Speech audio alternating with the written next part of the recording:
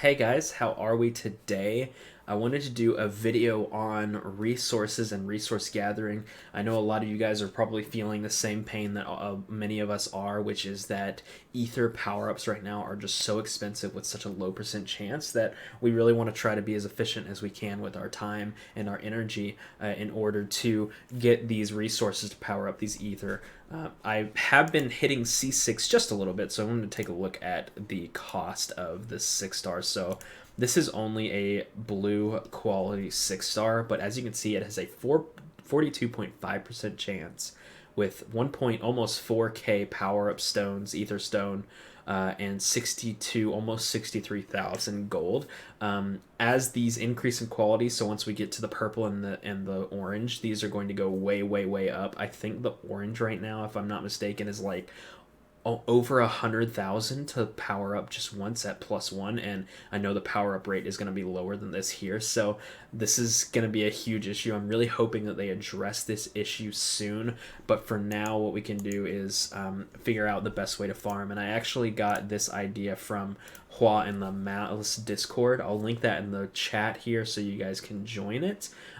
It's a great place if you have questions, a great place if you want to just have a conversation. A lot of good things have come out of this Discord, so definitely worth checking out. So the idea here is we're going to be using floor 2 of the Cyclops to farm ether. Now, let me just run you through with my team here. So this is the team I've been using. We'll just run through once so you can see. So the idea behind this is that it costs only 3 energy and it's really fast. So we're just gonna knock out every single one of these. If you have AoE, more AoE units than I do, or AI that's smarter than mine is, you're gonna get through this way much faster. But once we get to the boss, it's gonna take a turn and a half to actually end him. So as you can see, 2 hits and he's gone, and we're gonna have 3 ether pieces drop from that. So as you can see, I have 2 here.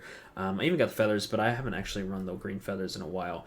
And we're just going to recycle all of this material that we get. So if you do this 20 times, you end up with anywhere from like 20 to what, 80 max for the ether pieces if you get super lucky, and you're just going to recycle all that, and that's how you're going to get your ether pieces. 20 times run takes like no time at all. As you can see, I did this in like under 10 seconds. It was only 3 turns to get through the whole thing. So this is where you're going to want to sit if you're really hurting on ether pieces, like I said, like many of us are. The other one is gold farming. So gold, I think, is actually even worse than ether pieces. I think the gold cost of things is just way too high right now. So I'll just give you a little bit of a hint. Many of you probably already know this, but what you're going to want to do is you're going to come here to the adventure mode, and you're going to want to hit these as high difficulty as you can. I'm on hard. If you can only do normal, that's totally fine. And you're going to want to go up the line here as far as you can within reason. What I've been doing is I've been timing my runs on each of these places, and then sort of using that time and figuring out if that time is worth how much gold I get from the places. And currently where I'm sitting right now is 4.7 on hard. This is the quickest and highest gold for me. So gold to speed ratio, this is the best one that I have, excuse me. So what we're going to do is we're going to enter the hard, and we're just going to auto battle, obviously. Really take advantage of this. You want to do the fastest ones you can with the most gold, because especially when those burning time events, that was sort of, I think, come to us, try to stopgap the issue that we have with gold, but 50% increased gold for an hour 2 times a day is just not quite enough. So what you're going to want to do is you're going to really want to take advantage of this and do the most efficient you can. Like I said, for me, it's 4.7 hard. I just sort of rip through this one pretty quickly, usually 10-ish or under 10 turns. And so the faster you can do these, the better, since obviously that gold event only lasts an hour at a time. But this level is pretty much where I've been sitting the last couple of days. I've really been trying to get a gold. I ended up farming about 3.5 million over the last like day and a half, just sitting here like 12 hours a day. I play a lot more than probably some people might, but all the time that you can dedicate to this is nice. If I'm working or whatever, I'll just put it on auto and work. But about 3.5 million over the past couple days, and that was enough to get some. It's probably enough to get a brawler half built, and then my boom bloom I actually skilled up her last skill all the way up. So my team is coming along. I can do C6 now. I've been in it a little bit, but I haven't spent a whole lot of time there just because I really need more resources to power up my ether to make it more reliable and quicker. And then even after I hit C6, I'm still going to need those resources because I'm going to need to power up those 6-star units. So I'm really those 6-star ether. So I'm really hoping that they fix this ether and gold issue right now. There's a couple things I think that they could do to fix this issue. One, I think that they could keep the costs the same they are now, but change and increase the chance that they power up the ether. So I think that 60,000 is still fairly steep for like a 6-star 6-star ether, but if it's 100% chance to power up, then that's great. It's a little odd that it's not 100% chance at level 1.